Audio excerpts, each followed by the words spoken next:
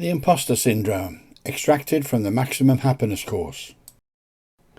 Starting with a quote from Oscar Wilde. Man is least himself when he talks in his own person. Give him a mask and he will tell you the truth. Imposter syndrome is the internalized belief that your success is due to luck or other external factors rather than your skills, intelligence or qualifications. This false idea leaves you with a perpetual feeling of being a poser or under constant threat and fear of being exposed as a fraud. You begin to have feelings of uncertainty and self-doubt, as well as a sense that you've tricked people into allowing you to take on this position, and you're caught in a vicious cycle of inadequacy, guilt and anxiety. Experts say that any time you're facing a new challenge or out of your comfort zone, you're more susceptible to the imposter syndrome. Signs that you may be experiencing imposter syndrome.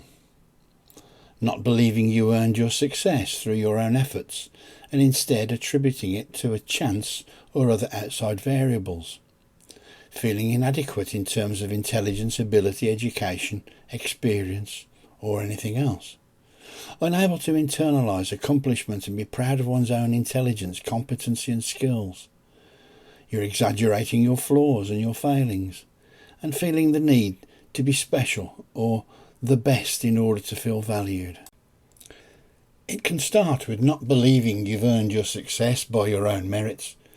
You may also feel like you're not enough, not qualified enough, not smart enough. Maybe you have a different background than others and you feel paralysed by comparisons. You may be unable to internalise success and be proud of your intelligence, competency and skills, and you may at times find yourself exaggerating your shortcomings and failings. In turn, you might find yourself setting unrealistic goals and then feeling bad about yourself when you can't achieve them. You may avoid new opportunities and challenges for fear that you won't be able to complete them, or you'll be found out as a fraud. You may find yourself placing your value in the ability to do it all and do it with excellence, and this can be displayed as showing perfectionist tendencies. You might compare other people's results and accomplishments with your internal monologues and struggles. While it's okay to evaluate yourself, it becomes a problem when overwhelmed by these thoughts. Sometimes it's hard to feel like you're contributing if you're not the best. It isn't easy to define what it means to be the best because we think of it as an either-or circumstance. Instead, it helps to think of people having a variety of areas where they are the expert and the other areas where they are not. When we approach competency in this way, we see interactions with others as opportunities to learn rather than compete. Additionally, we might not ask for help or delegate tasks because we want to seem impressive. Instead, it just destroys the work-life balance. On screen now is a visual representation of the imposter syndrome as a cycle. Beginning at the beginning, right at the top, at the 12 o'clock arrow, we start with a new project or task. And then this might lead to anxiety, procrastination, or over-preparation. On project completion, a brief relief and a sense of accomplishment is experienced. But then there is a realization that perhaps I was lucky. Somebody else would have done a better job than me.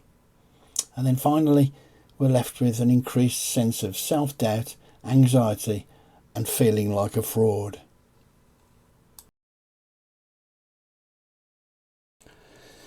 People who are caught in the imposter syndrome cycle feel trapped and unable to go on or get unstuck.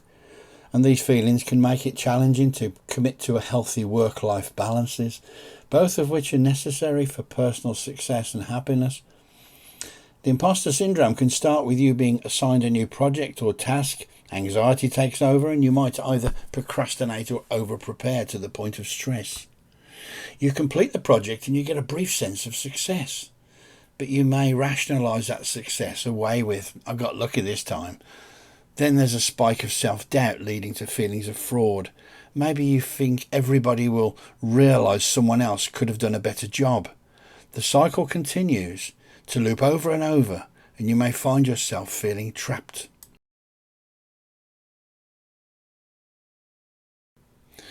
The diagram on screen appears courtesy of Dr. Valerie Young from the Imposter Syndrome Institute, and clearly it says that we're not alone if we suffer from imposter syndrome, with 70% of successful people reporting experienced imposter feelings at some point in their life. 75% of executive women say they've experienced imposter syndrome. 80% of chief executive officers feel out of their depth in their role, and 84% of entrepreneurs and small business owners report experiencing imposter syndrome. So these figures demonstrate how common imposter syndrome is. So, if you are susceptible, here are 6 steps to combat the imposter syndrome. 1. Focus on the facts. 2. Acknowledge, validate and let go. 3. Reframe your thoughts. 4. Share how you're feeling. 5. Learn from your peers. And 6. Pat yourself on the back once in a while. On the pages that follow, we'll talk about each of these in some more detail.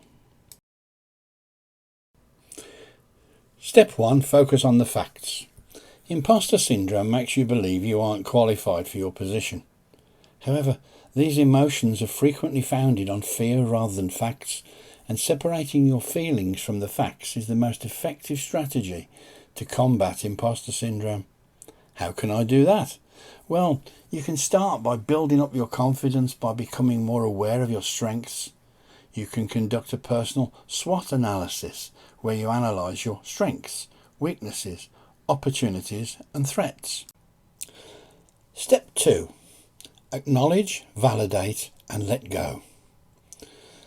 Combating imposter syndrome isn't about ignoring your emotions. Rather that while feelings aren't important, they are just feelings and don't necessarily reflect reality. Feeling unqualified doesn't mean you actually are. The best method to combat this feeling is to acknowledge that you're feeling inadequate and validate that it's okay, and then let go of those feelings. Step 3. Reframe your thoughts. There's a lot of power in thoughts. Our perspective on the world and of ourselves can shape our reality both positively and negatively.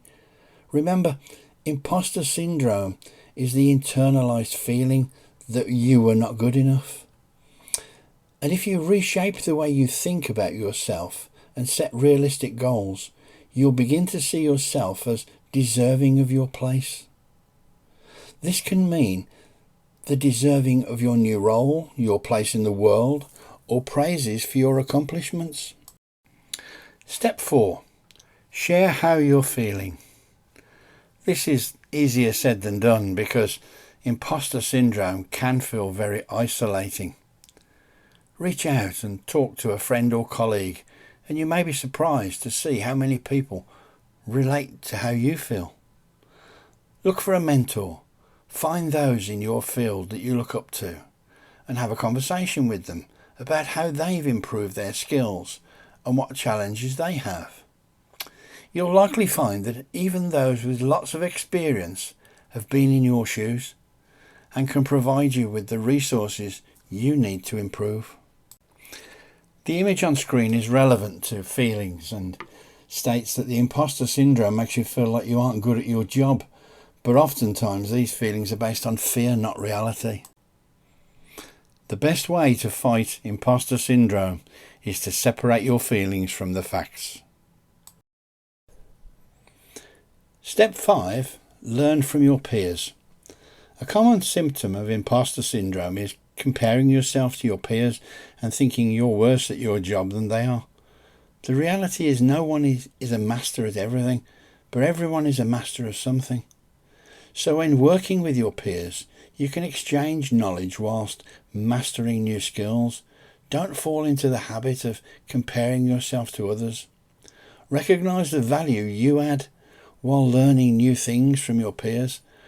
Rather than view each other as competition, you can work together to expand your knowledge. Step 6. Pat yourself on the back once in a while.